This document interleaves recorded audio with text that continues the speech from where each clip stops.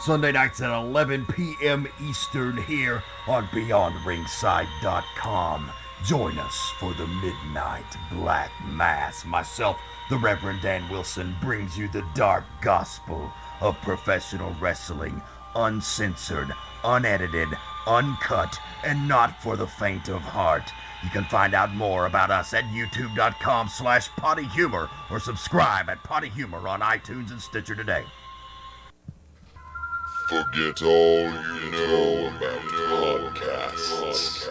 We welcome you to an experience uniquely different. Please join us for our coverage of all entertainment on the fringe of society. The candles are lit, the lights are down low. It is now time to welcome our host as he steps up to the pulpit. The sacrifice has been prepared for the midnight black mass. Are we live, Eddie? Yes, we are. We are. All right. Well, fucking gassy greetings, motherfuckers. Welcome to another edition of the Midnight Black Mass. I am your host, Rev Dan the Dragon Wilson. And how the hell are you? We're back for another edition of the program. We took last week off because my life is hectic right now in a good way. Moving into a new home. But I'm glad to be back with my brothers to talk some pro wrestling for all of you great fans out there in radio land. And I'd like to introduce them right about now, ladies and gentlemen. The Southeastern Strangler, the one-man hairband, the Mouse of Hell, the man who looks the best of all three of us in a sweater, Andrew Alexander. How the fuck are you doing?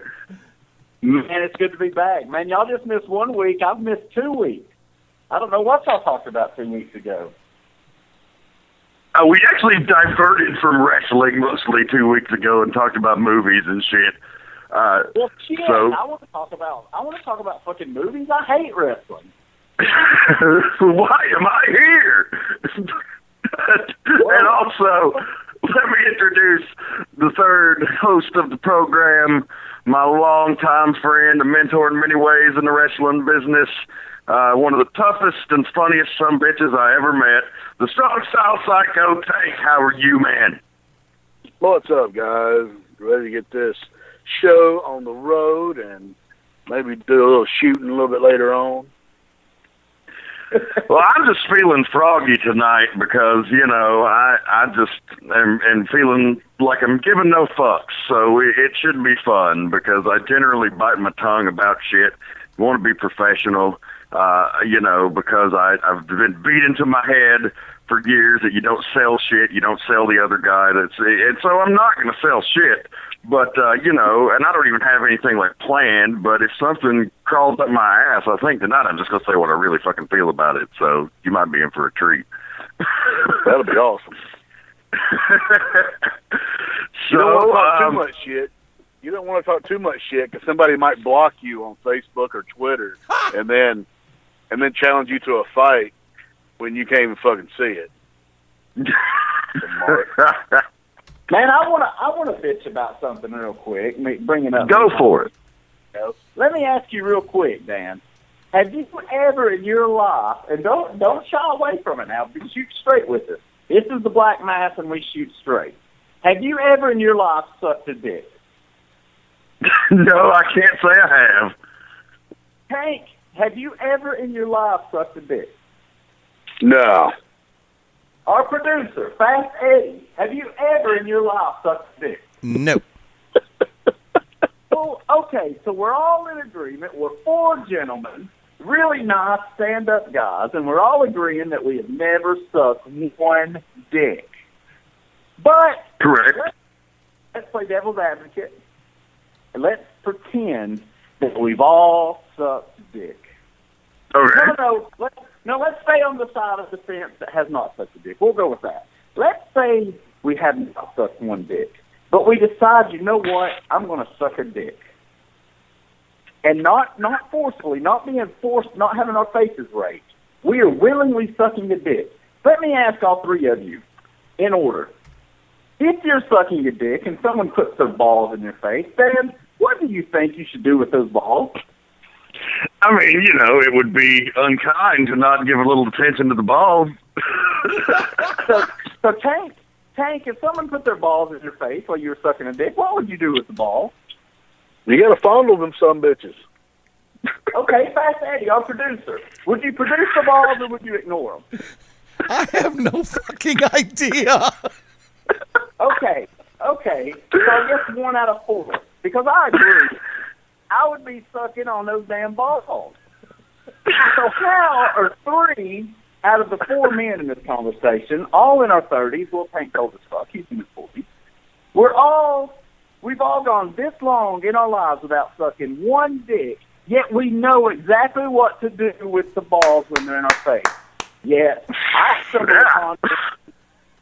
stumble upon women that I know damn well have sucked many dicks, and I put my balls in their face, and they turn into fucking, they just get all sex nuts and retard strong and don't know what they're doing. And just like what the fuck? Jesus Christ. I don't know what y'all want to bitch about. It's just bullshit. It's like, I don't know.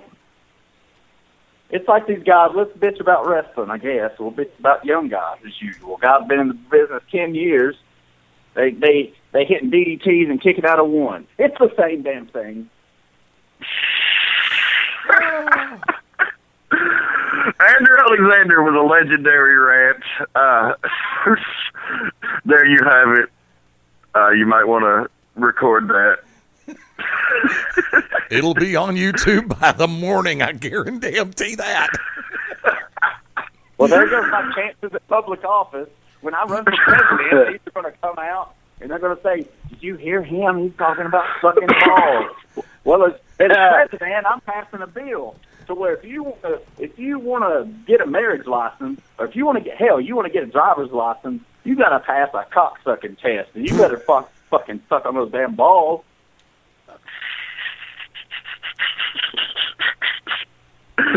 Guys, you guys know me pretty well. I'm not crazy. I'm not a crazy person. I'm not running around asking people randomly to stick their tongue in my ass. I like get to know them for a minute or so. But goddamn, sucking a ball, that's day one shit.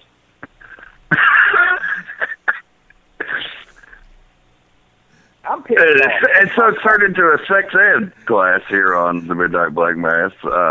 Andrew Alexander giving some great tips there. And the Academy Award. They're not even great tips. They're literally day one shit. And the Academy Award for Best Actor in a Fallacial Role goes to... I ain't acting. Okay, let's talk about some RASFLIN. That's wrestling. Was your girlfriend a model at Fredericks of Hollywood? Oh, sorry. We're getting fucking inside baseball like a motherfucker here. So wrestling. Had a pretty good weekend myself. I don't know what you guys got into or saw or heard or dealt with, but very happy with the progress we're making down there in Cornelia. It's why we wrestle at the former church of Southern Wrestling, the Landmark Arena, the famous Landmark Arena. Had a huge tag team mega rumble called Kings of the Hill, with the winners earning a shot at the tag team titles. The Lynch Mob won a quite exciting contest with lots of twists and turns and thrills and spills. Ended up becoming number one contenders. The Monarchy, their opponents, or the champions, came out and said, you want your match, you get it right now. And so trying to take the unfair advantage on the team that just went through this giant Royal Rumble style matchup. And it backfired on them. And the Lynch Mob, boy, they've finally got a piece of the pie. They are, which is funny because Andrew and me and Tank, we've known these guys for years and very proud of them to see what they've accomplished. So congratulations to Matt and Joey Lynch for coming through and winning the Why We Wrestle tag team titles. Man, you know what that means for Cornelia Wrestling with the Lynch Mob finally winning the tag team titles. It's officially fucking dead.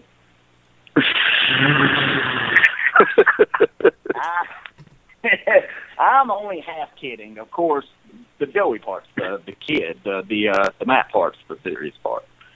I'm only half kidding about that too. No, for real. I saw that on the Facebook there. Saw a little picture of them, and I was happy to see that. That's badass, man.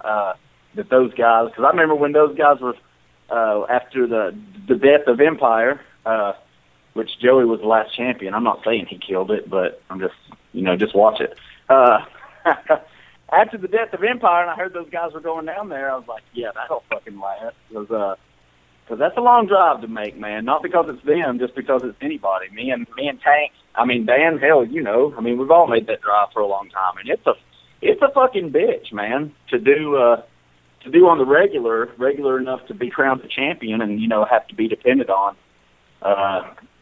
So the fact that they've stuck to it and they've ran up the ranks and they've made a name for themselves there in that building scene. Goddamn everybody and everything. Yeah, I was very proud to see that. I was very happy for them. Oh, they're draws too, man. I don't believe it. They're ticket sellers. I mean, we typically will like poll the audience after the show. We'll send some of the assistants out there to talk to people and see, who they came to see, why are they here. There's a couple of different groups of fans that said they drove a couple of hours either way to see the Lynch Mob on a few different sets of occasions, and their merchandise numbers are certainly showing it. So tell you folks, we know it's been a rough road in 2016 down there, but we've got the ship steered right back in the right direction. We are working our fucking asses off to bring you the best product possible. We've upgraded the facilities internally. Not a lot of the stuff you're going to see, but it's going to have a great impact on the final product. We've got video product relaunching soon. Actually, this Friday on March the 3rd to coincide with the relaunch of NCW, the new Friday night events at the arena, similar to the old Wildside Family Nights or Friday Night Franchise, like the developmental area basically for the Saturday shows. And so we've got that coming up Friday to coincide with that big launch. We're going to release the first episode of the Why We Wrestle YouTube show. It's going to be a 30-minute recap show, a control center type show, where we show you the highlights of various happenings, focus on various stars, personality profiles, and so some matches, but to see the full cards, you're still going to have to pay one way or the other because we're going old school Southern wrestling mindset. We're trying to sell you a ticket however we can sell you one. So in this case, we're partnering with one for sure and hopefully a couple of other streaming sites and services that will be offering as part of subscription packages the ability to view the shows. And so you'll get to see all the shows entirely instead of doing the hour TV episodes that we were doing. The plan is we're actually going to release just entire events. We have that great artwork from Cody Wynn. We always get a little tagline on the event from him. And so that makes a perfect DVD cover, to name this as a thing you can buy. And you can watch the progression of everything in order. And we got the 19th annual Hardcore Hell coming up on March 25th. Going to be huge. The 15th one I've been a part of. And you have no idea what all we have planned. But here's what I can tell you so far. We got signed in the main event. Jacob Ashworth, the hottest up-and-coming babyface we've seen there in that territory in some time. And he's a guy who paid his dues and came up the right way. Started putting up the ring and security and became a referee and, worked his way up the bottom of the ladder. And so he's got that organic support. If you haven't seen him, he's a big old country boy, kind of like Cowboy Bill Watts, one of those types of wrestlers. He's not real flashy, but he is legit and people believe him. And so they're riding this train as he takes on the guy who's dominated Why We Wrestle since its opening, Gunnar Miller, who is the Triple Crown champion, the former UGC football star, NCAA Division II athlete, record holder. He's dominated the entire area, and so he and Ashworth are going to square off in the main event, the Irresistible Force meeting the Immovable Object. We also have announced just this past week a 4 Corners of Pain match. It's going to be Strychnine, the Lethal Dose, and a partner of his choosing against the being of inconceivable horror, Iceberg, and a partner of his choosing, and also a Dream Partner Tag Team matchup stipulation. And the partners are going to be revealed on March the 11th. Very exciting. Awesome. Sounds like good shit. Spoiler alert, the partner is not me. Yeah, me neither. I'm just kidding. Spoiler Maybe alert. it is me. Maybe I'll be returning to Cornelia. Maybe. You don't know. You fans don't know. Don't act like you know. That's exciting shit, man. I'm proud of Jacob Ashworth, too, man. Like you said, that son bitch paid some dues for sure. Come up the right fucking way. And Gunnar Miller, he's the man. I think he'll probably be signed to the WWE any minute now. And just keep waiting for it. So Cornelia fans better get out and see him while they can, because that son of a bitch is a star for sure. Yeah, most definitely.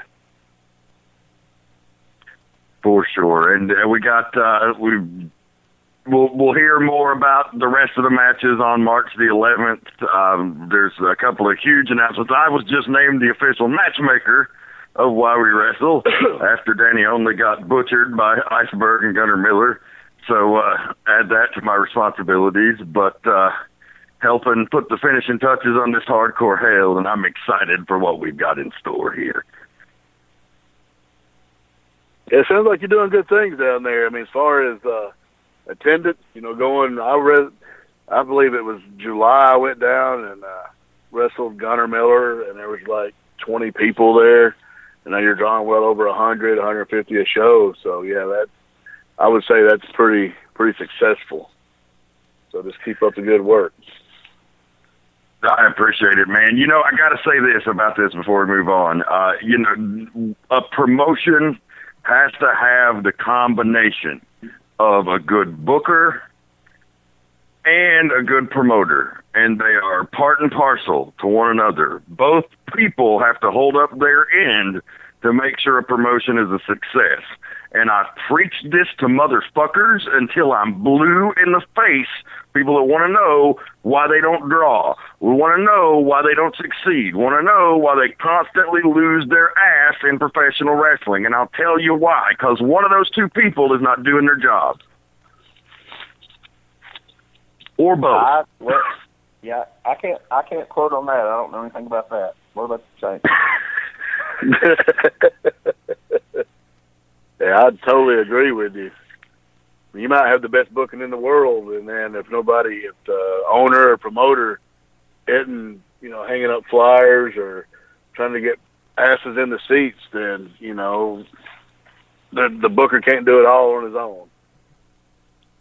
No, and the same goes for the vice versa. You could have the best promoter in the world. As we've seen a million times, a lot of promotions with fucking idiots to professional wrestling who might be smart in other businesses will start off really strong, right? They'll make a big run when they come out and everybody is filleting them. Oh, this is the greatest thing. This is the new shit. Blah, blah, blah, blah, blah. And then they give them a shit product or even maybe a good product for a while, but the booking isn't there. You're not hooking the fans. You're not giving them a compelling reason to tune in. And I'm not singing my own praises, but I think just any booker needs to picture the wrestling they loved and how it made them feel. And you don't need to give that exactly to your audience because that might not be what they want. But you need to find out what makes them feel that way and take them on that journey. But if it sucks, then they come and they're not going to come back. So it works on both sides. Exactly. I mean, I know for sure, like at Empire, Andy was the booker. He did great fucking shit. You got a little bit of balance of everything there. And he had people hooked. But, it's one of those things, I was always against the running weekly. I don't know how Andy thought about it. 'cause I think it's just too much, you know, because goddamn, you're trying to book a different show, 52. I mean, that's 52 different shows a year you're trying to book. I was always for the every other week, but then the owners at the time wanted every fucking week. And, you know, we would do good one week, and we'd do shitty a couple of weeks, and we'd do good a week, and it was just nothing consistent. What do you think there, It's hard Andy? when you're in the same place too. I mean, I use the example, and we'll alter it a tad bit for the podcast here. But if the WWE was in Cornelia every Saturday night, and they had John Cena in Cornelia every Saturday night, eventually it wouldn't sell out. There would be weeks where the crowd would be really down, and you'd see half an empty crowd, and you'd be like, what the fuck, man? We got John Cena. Well, they've seen John Cena every Saturday night. So, I mean, you think about that if you're out there thinking, oh, it's not hard to run every week. That analogy is 100% true. If WWE was in Madison Square Garden, Phillips Arena, Staples Center, any of these places, every week they would not sell out every week. It would not happen. Yeah, they run weekly, but they're running in different towns. So, I mean, from a booking perspective, that's hard enough, being a billion-dollar company, to book 52 weeks of TV and keep it interesting. You got to book 52 weeks of wrestling in one town. That's hard. That's hard. Now, there's some cases where it works. Like, for example, I was talking about with the relaunch of NCW. It's a family show. There's no crossover. There's no cross-pollination between the two products. They can't see the guys they can see on the main roster at the higher price for what they pay to see the Friday night show. Because the idea is there you take some prospects of guys around and you work with them, and guys who may not be great but have maybe something going for them, you know? And you work with them and you get them ready and bring them on up. I mean, it's a tried and true philosophy. It worked for us for years. But the object of those shows are just to make any extra money they can. So that's the thing, because you're dealing with a training atmosphere. Your payroll is not high. Your overhead is not high. You're already running the boat of the main expenses off of the Saturday night events. So that's good. But you know, if you're trying to sustain a promotion on a weekly show in one town, you better have your working shoes on, because it's a consistent effort. You can't let up. You can't stop and lay off one week and say, oh, maybe they'll show up, because there's always people leaving. There's always new people you can attract, you know, so you have to keep it rotating. But anyway, I'm done with that rant now. I mean, I know for, you know, growing up, going to the auditorium on Saturday nights for Goulas, you know, they ran it every Saturday night. And it was the same thing. There would be some shows, the place would be packed. Some shows, hardly anybody would be there, because, like, they've seen the same thing every week. You know, they would bring in Andre the Giant or, like, a Harley Race to, you know, to pop the crowd. And you know, they were always draws. But the weekly shows, even as good as the wrestling was back then, you know, it got old, and people just, you know, quit going. You know, plus it gets expensive bringing a family of 4 or 5 every week. Especially now, there's no way, you know, the ticket prices being $50, $60. But back then, tickets were like $4 or $5. But back in the late 70s, early 80s, that was still pretty expensive. And like I said, I mean, the wrestling was great, but it just, you know, people get tired of seeing the same thing every week. They would change things up. But like we were just saying, you know, the same place every single week, it's going to die down. I mean, we could have had Harley Race every week, and I still think it would have died down. And it's just part of it. That's why I was always for the every other week, or hell, even once a month. But that was my preference with NWA Chattanooga, was once a month. I felt like we did fine consistently doing monthly. Oh, yeah. Oh, yeah, I thought we did great. But, you know, the change of venue is what killed us. Going from one to the other.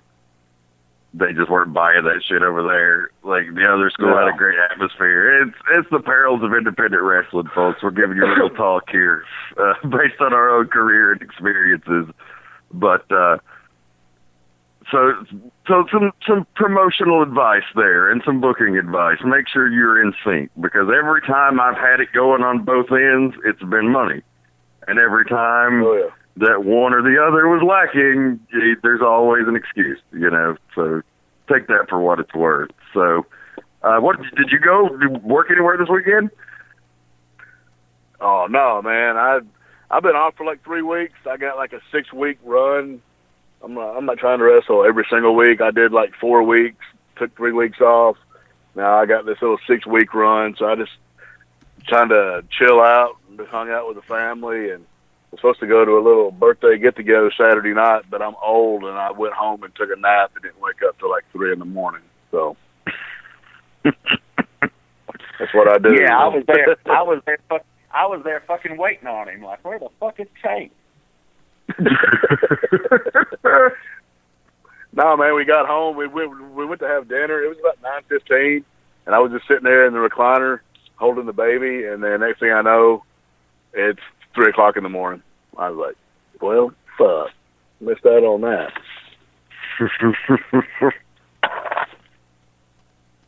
Well, you'll get your chance to throw down again this weekend. Check your Facebook messages. Oh, yeah. So, some crazy shit going on in wrestling. Have you heard anything about this TNA Hardy Boys situation? I would like to touch on that for a minute. I ain't heard nothing. What are they doing? They're going to leave? They're going to go back to the big money? So, and this is all internet reports. Could be completely untrue, but if it's true, it really... Whoever was in charge of this negotiation should be fired if this stuff is true. So, allegedly, in the midst of their contract negotiations, clearly they're the guys driving that ship right now. I mean, just talked about it a couple of weeks on the show. We were with Jeff Hardy in Jasper, Georgia a few weeks ago, and just, a testament to the drawing power of that guy. A true superstar, if there ever was one. Not many of those guys left that aren't under contract to WWE. So their contracts are up with TNA. They're allegedly negotiating. TNA apparently comes back at them with all of these demands, like a percentage of their indie bookings, I think. I'm just going on memory, so sue me if I'm wrong. Don't sue me for real. So like a percentage of their merch, their indie bookings, like the rights to their gimmick, the broken gimmick, and like all this other shit. And they're like, no. And so apparently the guy made some kind of smart ass remark, like, oh, why don't they just fucking go back to WWE? And apparently Jeff lost his shit and cut a promo on the guy, and then apparently they're going back to WWE. So there you go. Are you serious? Like, how fucking stupid is whoever did that? Like, the only thing that you've had that's hot the hottest thing they probably ever had in their company's history, the thing that's kept them alive throughout 2016 or kept them relevant at least, and they want to start getting, demands and asking for their money and percentages of work they're doing. How fucking stupid. Fuck them. Yeah, that is pretty dumb. They're the top draw, and the whole little deal they're doing. At first, I was like, man, this shit's kind of stupid, but it just kind of grows on you. And if they go to the Fed with that shit, they're gonna make a friggin' killing. Oh, they're gonna make $1 million again. They go to the Fed with that gimmick. Like, are you kidding me? So, I'm sure whoever did that, if any of the people who know me and the TNA offices are listening and give me blackballed for life as we speak, fire that motherfucker. I'd say hire me, but I know 20 motherfuckers that wouldn't let your best draw run out the fucking door over some minor shit, in my opinion. Yeah, that's just crazy as hell. And I'm sure Vince... Oh, man, go ahead. Go ahead. I'm sure he's loving it. I mean, Vince, if they go back, he'll work some kind of deal out with them where they can keep part of it. You know what I'm saying? He's going to make a ton of money off of that shit anyway. So he'll let them keep the name and all that. because they're going to sell all kinds of merch and figures, and they'll do some of them silly ass matches that bring everybody and their brother for a tag team turmoil or whatever. Yeah, they'll keep doing that, and they will make a shit ton of money off of it. And TNA once again will be scrounging for money to pay the boys at fucking TV tapings.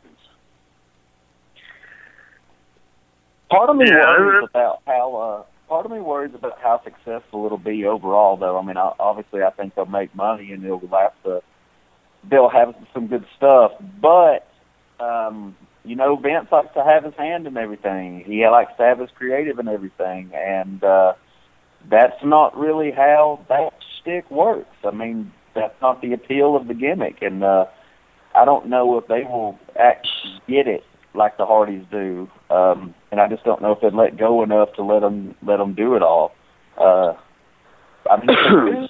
Either way, I think it could be really successful, but it's just a matter of how successful.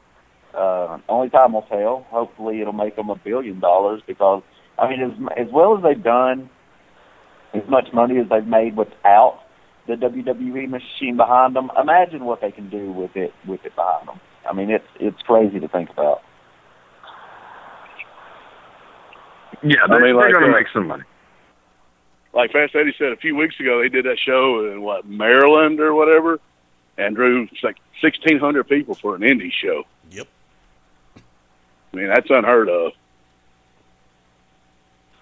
Yeah, it's crazy. And again, I mean, it's not the shit on WWE at all, but you are letting one of the few, because you're not just fucking yourselves, you're fucking the indies too, because you're letting one of the few true superstar draws who is available to come help wrestling in these small towns and get more eyes on your product. Now they're gone. So, good job, motherfucker. do you debut those guys at WrestleMania? Do you want to get out of? Apparently, they're free to go like immediately, so they could be on Raw next week, is what they're saying. Oh wow. Okay, well then do you hot shot it? And do you get them going on something for WrestleMania, which you have to believe is mostly. I think so. I mean, they probably would hold off on debuting them until Mania, but I just heard that they have the option of coming in as early as like now. So, gentlemen, if I may. Yes. If memory serves me correctly, this is not the first time that a talent or in-ring performer for Impact TNA has had a situation like this. Because I know that all four of us have worked closely in the booking area in one capacity or another in different companies.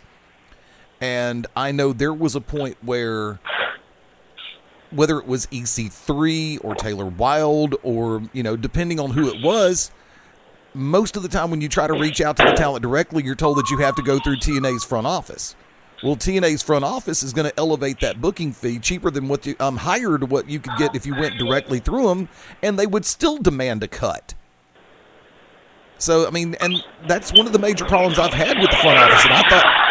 And honestly, for guys like that to be demanded a percentage of their indie bookings is pretty absurd, considering what some of the guys who have been in TNA, who were big stars, have said about their promotion. There's a famous line from Nash that he's been approached by people in public multiple times when he was working for TNA. They're like, "Oh man, would you retire? You stop wrestling?" He's like, "No, I'm wrestling every week on TNA." And they're like, "What the fuck's TNA?" Yeah. And so, putting Jeff Hardy's name on a poster will draw a crowd, TNA or not. But the addition of it being a hot thing certainly helps. There's one other little thing that has always irked me, because do y'all remember a young lady who was the Knockouts champion for a while, Taylor Wilde? Mm-hmm. That bitch is wild. There was a story that she actually she had said during an interview, and the part that really ticked me off was the fact that they were treating certain staffers, certain in-ring talent, so poorly financially that Taylor Wilde herself, while she was the Knockouts champion, wasn't making enough money to leave her job at Sunglass Hut. So that's what kind of front office they've had, and obviously that part has not changed. Yeesh. Apparently not. That's brutal. I mean, oh, go ahead. I mean, like, I guess Caleb Conley's under contract. I mean, I didn't get a chance to talk to him. I wonder what kind of deal, he's got, if he's still, doing the high spot stuff, or cause I'm sure he ain't making enough to live off of if they're just taping once a month, or they're not doing house shows at all, are they? I mean, I think his main run is doing the indies. And I don't know how they do now, but I remember back, like, when AJ would come work for Ian, he wouldn't give AJ any money. He would send all the money to TNA. Yep. And his indie bookings, they had to pay a deposit, and then they would pay TNA, and then they would be on AJ's check, which I always thought was kind of shitty, because I'm like, maybe this man wants his money right now. And I feel like if you're on the indie show, you need to get your money right then. So TNA, they've always, to me, it's always been some shady shit going on as far as their money. Well, they've certainly had many financial backers, and that's the damnedest thing of them. And I hate to, I want them to succeed. I'll say that. And I want all the boys that work there to be successful, and I hope they're the best damn wrestling show in the country. But the track record so far is the company that there's no way, because I can fucking do math, that you, and not very well, but I can do it.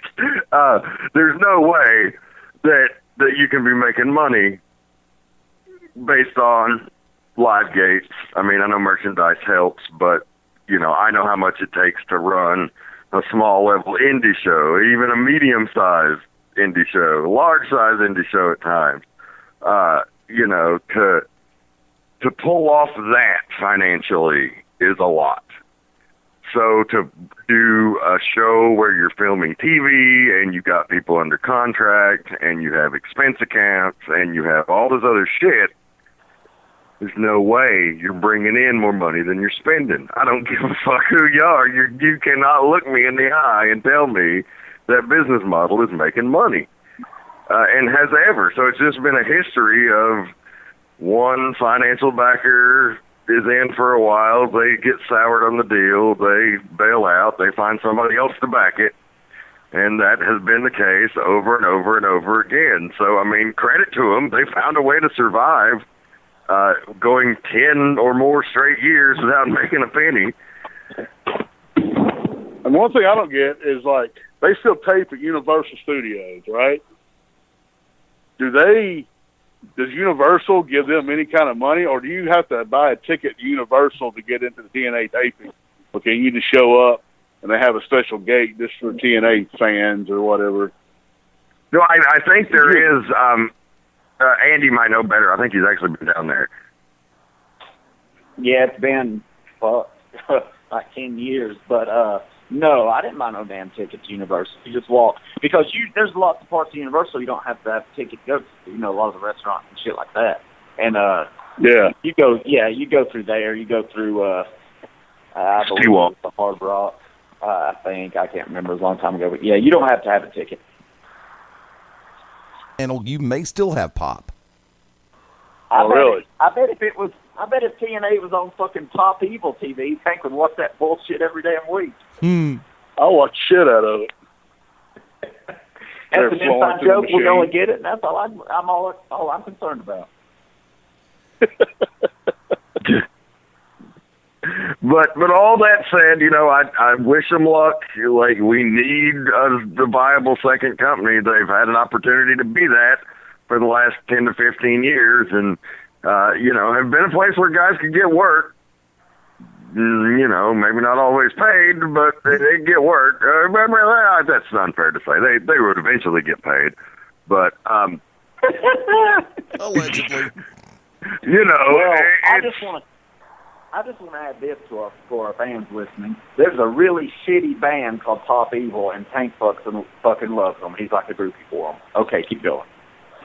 No, shut the fuck up. So in closing on TNA, I hope they succeed. I hope that the new regime figures it out. Dutch Mantell, one of the smartest guys ever in the business, so, put him in charge of as much stuff as you can. Jeff Jarrett's a really solid dude. I know there's a lot of guys that worked for him in that era, really liked him. They're back in charge.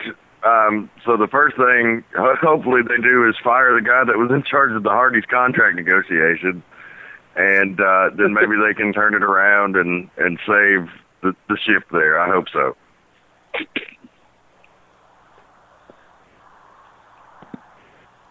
Yeah, so, whoever fucked up that negotiation, they need to go ahead and delete their ass.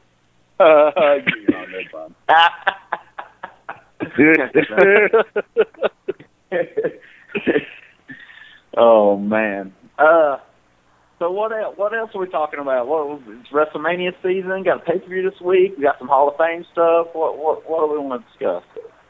Yeah, who's going to the Hall of Fame? Who'd they announce today? I ain't heard of that.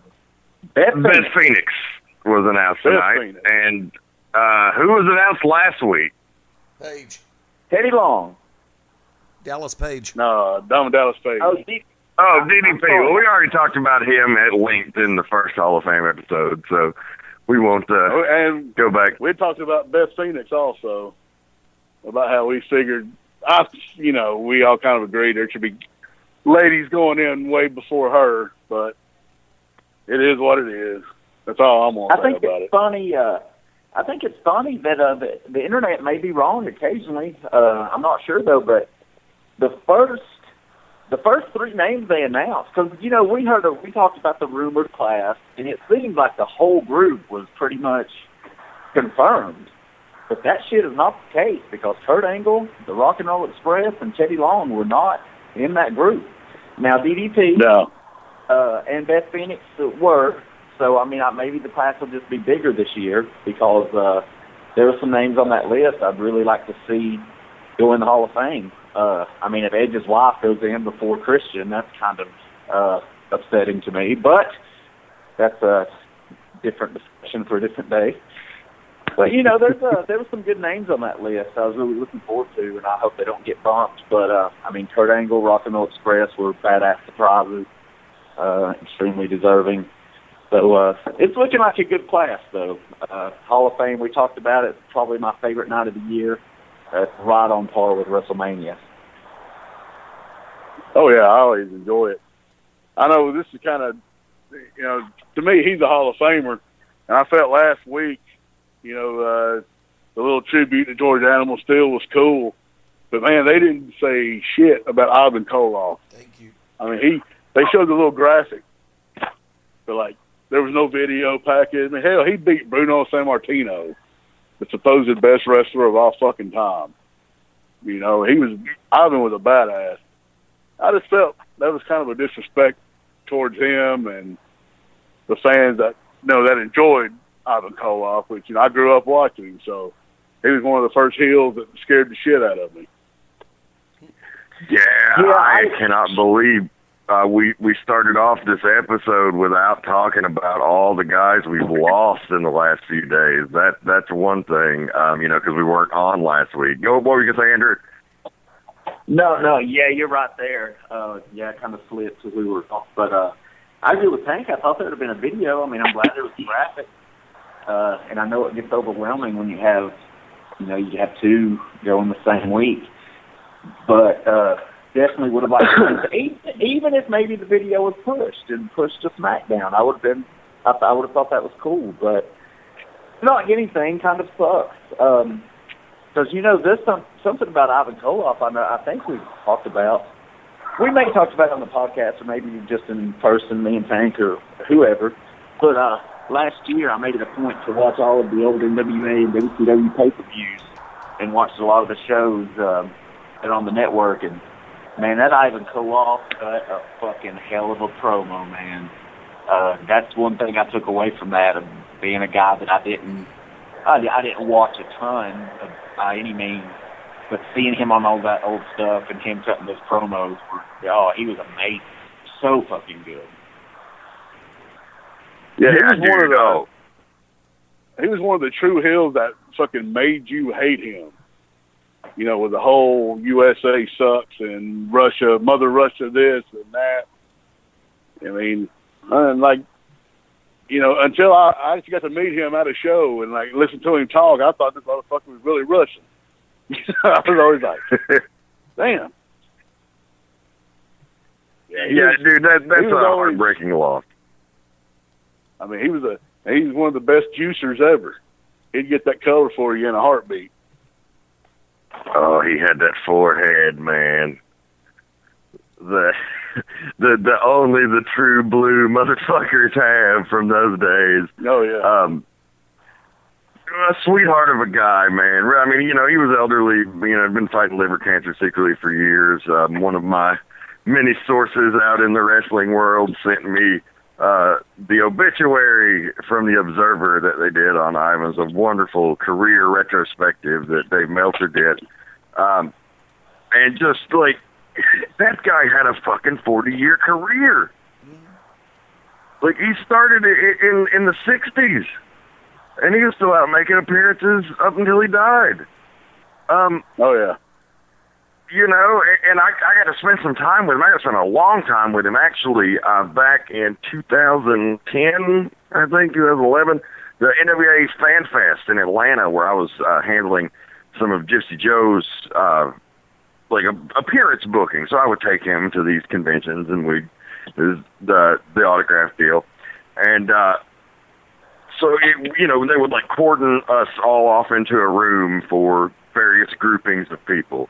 So in our room, it was Randy Rose and Pat Rose and Ron Simmons and Ivan Koloff and somebody else. And they were just so fucking cool, man. Ivan was there with his wife. He was having a hard time getting around. He was on a walker, and he walked completely hunched over, he couldn't raise his back up straight. But the sweetest dude, man, he was just so nice. And, my wife was pregnant at the time, and his wife was just chatting her up. And, they gave us big hugs and everything when we left. Really cool fucking people. And crazy when you meet somebody like that who did terrify you as a kid. And what a beast. Like you said, he was the guy that beat Bruno Sammartino. I don't know if you've ever seen this match. I mentioned this a few weeks ago when we sent him well wishes when we heard that his liver stuff was not going well. But you have to track down that title change. Because people say, oh, Bruno this, Bruno that. And, Bruno, when he was later in his career, which most people have seen him, didn't do a fucking whole lot. He was pretty much riding on the wave of the greatness he established a decade or two prior. And, he held the fucking title for 11 years. 11 goddamn years. And Ivan Koloff was the guy that beat him. And if you go watch that match, these guys, it's when they were fucking studs. They were in their prime. And they are moving like fucking cats and beating the holy shit out of each other. It's a masterpiece. You need to check it out. The great legacy of Ivan Koloff. But then he always managed to find a way to stay relevant. So he had the top draw as a heel thing down, and he went to all different territories and drew. And started in Canada with AWA, Crockett's, Florida, you name it, Mid-South, you name it, he was there. And then he started doing the manager thing, and he got Nikita over, and so you had that other big contribution there right there at the end of his career, a true master, and we cannot pay enough tribute to him. Oh, yeah, he was great. Yeah, and I want to say of the first handful of WWF champions, first men to hold the title, probably the first 13 or so, up until The Undertaker, who obviously is still active. I want to say Ivan's the only one not in the WWE Hall of Fame. Maybe Stan Stasiak, is he in the Hall of Fame? I'm kind of drawing a blank on him. I'm not sure. I don't think he is, but if not, him and Ivan are the only ones not in. So I would think it's probably too rushed to get him in the Hall of Fame this year, but I definitely think that it would be warranted for him to be inducted next year. Or I know they started, what was it called this past year? I think they started a Legacy Award or something along those lines for for a lot of the guys from the 50s, 60s, and maybe even earlier. But at least he could be in that this year. But definitely deserves some love ASAP. Yeah, well, I know growing up, my dad, he would be like, talking about Ivan Koloff and shit, and talking about how, hey, he'd always show me, hey, he's not really Russian. Oh, yeah, he is. Then my dad pointed out that he actually had the sickle, the Russian sickle tattooed on his fucking arm. So he took that gimmick way over fucking board, if you ask me, because my dad was always like, it's a wonder somebody ain't killed that son of bitch. Yeah, when I heard Nikita wasn't Russian, I wasn't really shocked. I was like, oh, okay, well, I get it. I was younger. I was older. I was probably in my late teens, maybe even to early 20s when I heard that Ivan wasn't Russian, and I was legit shocked. I was like, what? What the fuck? With Nikita, I was like, okay, that's his gimmick. But Ivan, I believed he was Russian 100%. And next thing you'll tell me the Fargos aren't brothers. What? Actually, gentlemen, if I may, I've been doing a little bit of research since you brought it up.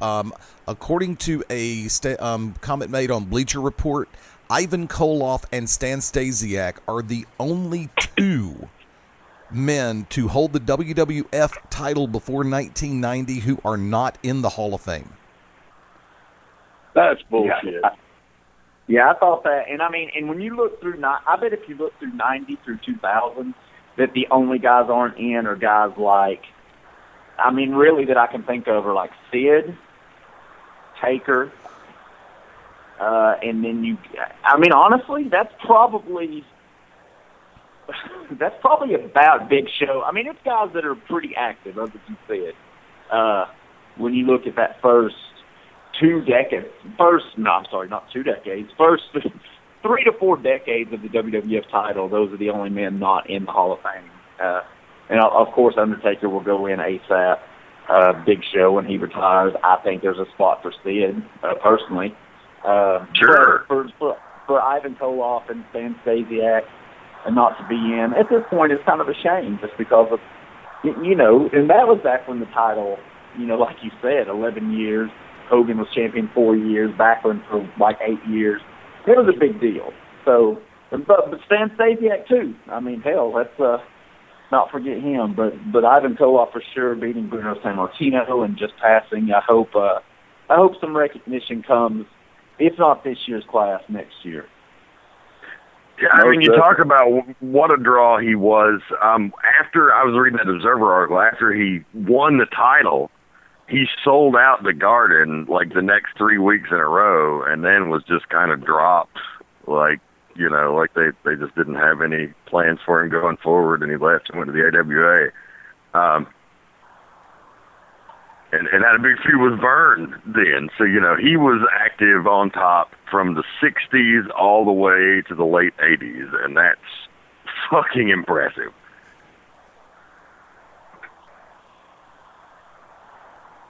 Oh, yeah. He needs to be in the Hall of Fame, that's all I'm saying.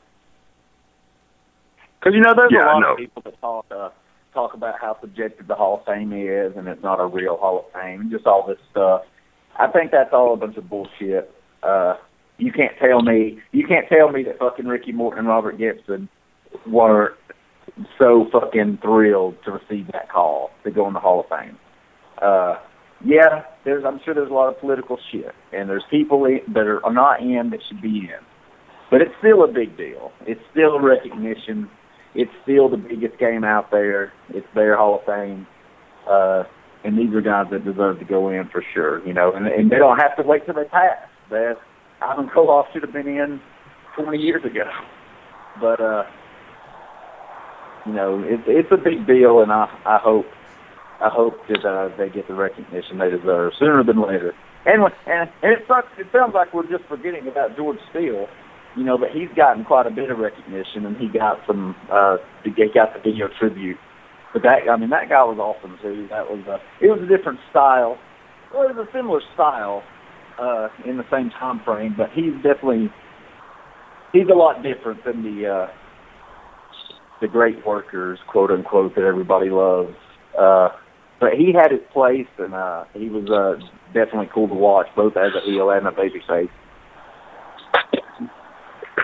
Noticing, Yeah, Steel was that killer monster heel for many years. I mean, he was a great worker in his time, one of the great gimmicks of all time. We got, at least I did, and you too, Andy and Tank may have seen more of his good heel stuff. But by the time he got to the WWF, he was just having fun and doing whatever the fuck was needed. And the babyface George Steele run certainly is not my favorite of his stuff, but it's where most people know him from, and he got a big reception for that. So not to overlook him at all, but Ivan Koloff's just one of my all-time favorites, Oh, yeah, one of the first time I ever seen George Steele was in Georgia. Dusty brought him in as a mystery partner.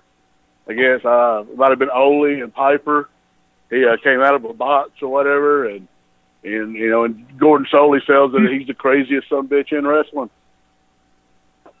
And I was a kid, I was like, oh man, this dude's crazy. And this is before he was biting the turnbuckles off and all that shit. Or he didn't do it in Georgia. But he was only there for like a week. You know how they would hotshot somebody? They'd bring him in 1 week to set up the match, and then he'd work the Omni, and then he was gone. But I always thought that was really cool. And that babyface run, that was stuff that was just so fun. You got a lot of guys do stuff similar, that type of character, just that's meant to kind of be fun. It's not typically done as well these days, and it doesn't have the longevity that it used to. And George Steele, I think he did great with that. And that cartoon era, man, he was just one of the guys that was perfect. It's a goddamn Chattanooga choo-choo again. And I think it's calling our time. The Chattanooga choo-choo rolls by like the form of a cane on the stage, pulling somebody off. Yeah, that's the go home spot. Okay. We'll quit talking about the dead guys. Okay, we get it. And Nicole Bass also passed away, and Chavo Guerrero Sr., who was also just a phenomenal worker, phenomenal. And it's a damn shame, but a lot of great articles on him on other podcasts you can check on. But I believe that's going to do it. Anybody got any final plugs they want to get out of the way? I'll tell you this real quick about Chavo Guerrero Sr., man. I haven't seen much of his shit at all, but I knew he was fucking awesome in the mid-2000s because when he came back and was wrestling and was the Cruiserweight champion, he was fucking awesome then. So the first time I seen him work, I was like, oh Lord, let's see how this is going to be. And dude, he was badass. And that was probably, I'm sure he was in his 50s to 60s in, circa 2004. And he was amazing. So there's no telling how good that sumbitch was in his prime. I've just seen some videos of him and Hector working Mid-South, and they were heels. And, dude, they were fucking badass. And then they turned babyface and worked a program with the Sheepherders. You talk about this, four-way juice jobs. Dude, he could brawl, he could fly. And he would, I haven't seen a bad Guerrero yet. You know what I'm saying? No, they're all fucking great. Awesome. And that Mid-South stuff is really worth checking out. I'll leave you with that. It is a tribute to Chavo Guerrero. If you haven't seen the Guerrero Brothers tag team run in Mid-South, like with the fucking sombreros and the bullet belt vests and the bullet belt, it's amazing. Yeah, I've seen that shit. Yeah, I forgot. I've seen that. That was good shit. Because it looks. You have that cartoony look to where you're like, oh, what the fuck? But then that bell rings, son, and ain't no cartoon, that live action. And before we go, I don't have a dog in the hunt, and it don't affect me none, but I guess we might want to plug that whole City Rumble. Don't that happen this Saturday? Yeah, that's Saturday absolutely. night. Got a big show at Saudi Daisy High School. Bell time 7:30. I'm in 3-team tag, me, Iceberg, against the Carnies and the Lynch Mob. And from what I hear, we're opening the show, so get there early and watch me and Iceberg just beat up some Carnies and a Lynch Mob. Damn, y'all gonna put me to work right out of the gate. That's just what I heard. You know, shit changes, but Tank's got to open that show because that some bitch got to be in bed by 10:30. He don't care if it's no shit.